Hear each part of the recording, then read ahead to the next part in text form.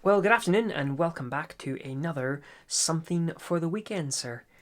I don't know about you, but despite this whole kind of lockdown and limited movement thing, the days and the weeks seem to be going pretty quickly, and how I quite often can tell that is it almost seems like only yesterday that I was recording last week's Something for the Weekend, sir, and I think this is actually the fourth one now. A bit crazy that. Anyway, hope everyone's doing okay, keeping safe and well. It's another beautiful day out there, and that's making staying in just that little bit more difficult. But hopefully, a couple of little resources that I'll share with you today will help sort of take a couple of hours up over the course of the weekend. So let's jump in. Okay, so first up, it's one of my personal favorite educators out on YouTube today, and it's a photographer called Jimmy McIntyre. Now, I first was introduced to Jimmy 5, 6 years ago when he was pretty much 90% of the time nomadic, a bit like Elia Lacarda, who, by the way, we'll speak about in our next little resource.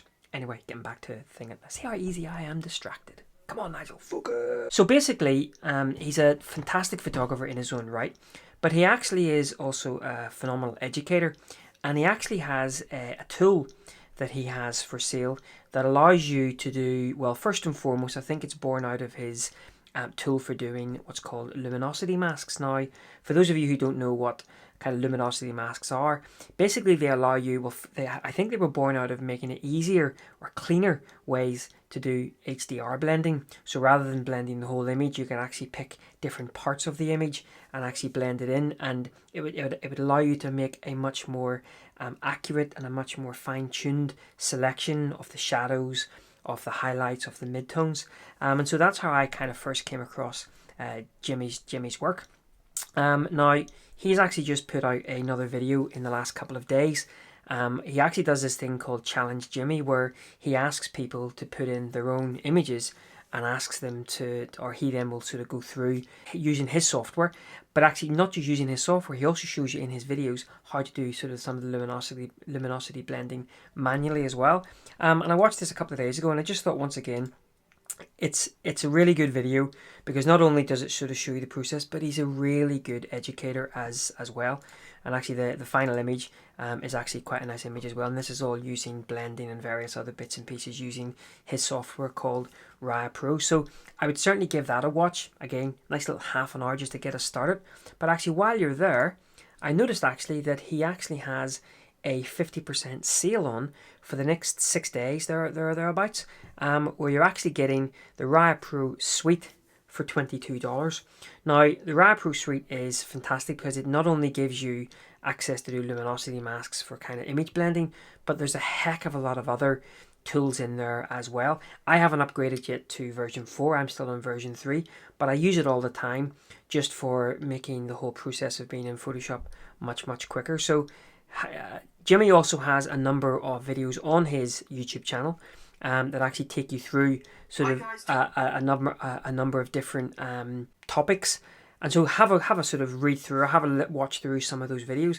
And then if you're not already using, there are lots of other educators out there, and I'm sure their panels are also very feature rich. But you know, I would personally recommend Jimmy's, not only from his education point of view, but also from his actual software's panels. And I've also just noticed he's also a novelist. And if you look here, it's free. We all love free stuff. Watch Jimmy's stuff. Buy his software, Raya Pro. Really, I highly recommend it. And right now, for the next 6 days, you get 50% off. And then even go and read his book. Look at that, 3 resources in one. Ha! Not a bad start, eh? Okay, so next up is a little resource from a photographer who I'm sure a lot of you are aware of, and that's Paul Sanders. Now, I first met Paul. He was running a free Fujifilm workshop with Matt Hart in London several years ago. Long exposure stuff. In fact, I think that's where I kind of shot this little fun image of a busker along the Thames. But yeah, anyway, I digress. Paul probably is one of my favorite photographers from a black and white perspective. I was actually just commenting today. Light and Land had put up a photograph of his. In fact, I think it's on his Instagram. This one here. His toning of black and white is, I think right up there with the best of them.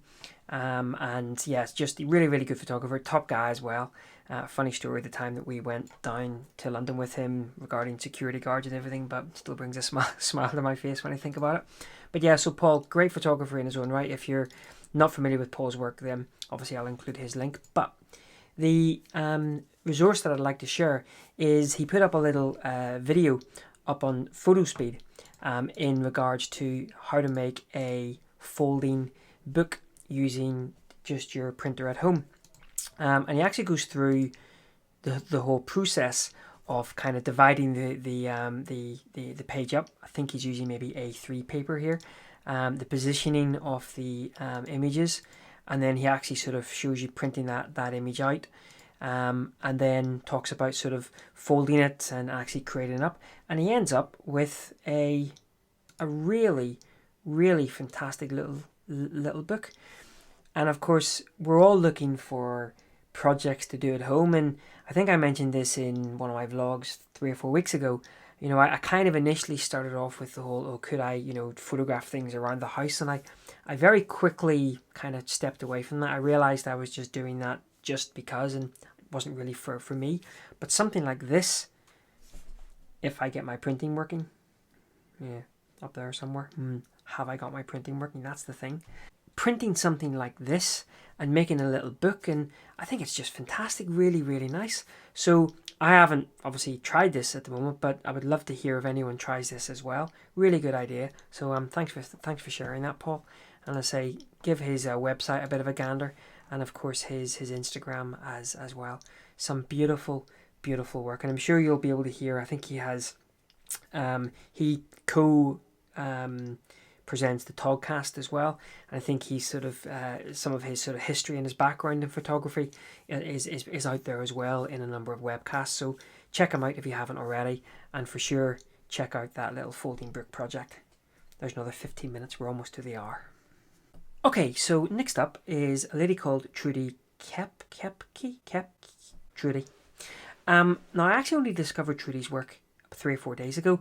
She had someone on my followers list had replied to one of her tweets, and I kind of sort of had a bit of time in my hand, and I sort of went onto her website, and boy am I glad she did. Now, not to everyone's tastes. We're talking here about composite images and overlaying sort of graphics on top of images. There is an initial photograph or photographs there to begin with, but of course there's a lot of manipulation going on in Photoshop. And if you remember back, I think it was the first Something for the Weekend, sir, where I spoke about Glennis's work and how much I enjoyed that. Well, similarly here with Trudy's work, and especially on her website, she has a little, so where is it? The little square compositions. Big fan of square aspect ratios, and some of this work here is just beautiful.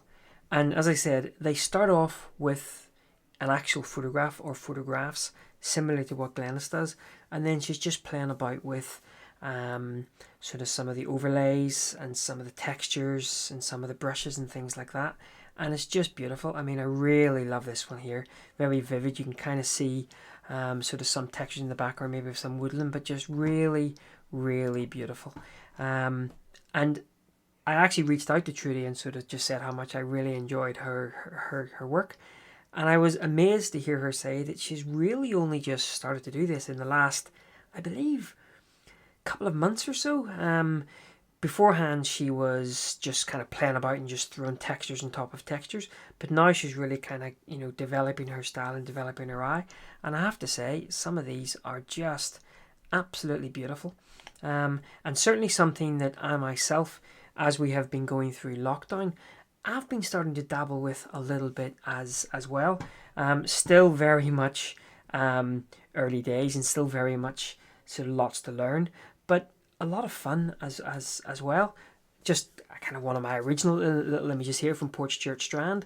Just a little couple of textures laid over it and a bit of sort of playing about with sort of Photoshop, but I kind of quite like the result. I quite like the burnt effect down here on the dunes. But yeah, check out Trudy's work. Really, really nice.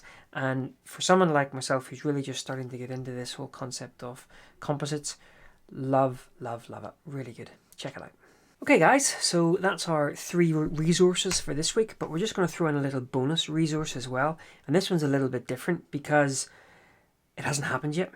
Eli Lacarde, who I mentioned at the top of this vlog, he's actually running a live editing workflow streamcast on YouTube via the SmugMug YouTube link or YouTube channel. So if you're a Eli Lacarde fan, and especially his workflow fan.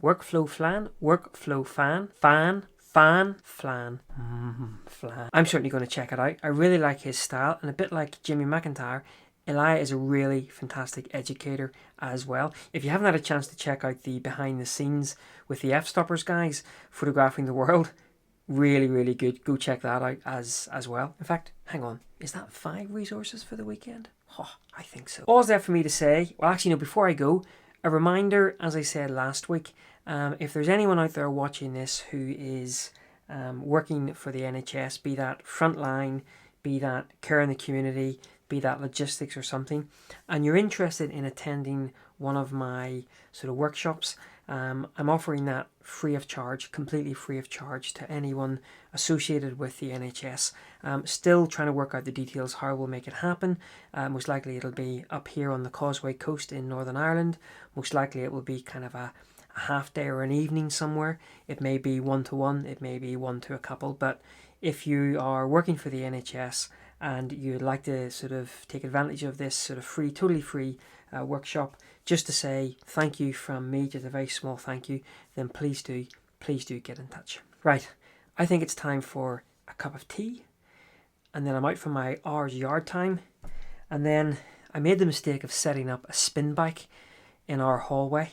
Precariously, it's at the top of a spiral staircase going down three flights of floors. So if you don't see me next week, you know what happened. My mate Alistair, he teaches spin class, and he's going to be, or I think the kids call it something else now, not spin class. Turbo something or other. Sounds cooler actually. Turbo. He's doing a Zoom class at 6 o'clock, I think. So yeah, that'll all be fun. Oh, anyway, I'm hurting already just thinking about it. Right, guys, hope you've enjoyed this little something for the weekend. Stay safe as always, and until next time, take care. Bye-bye.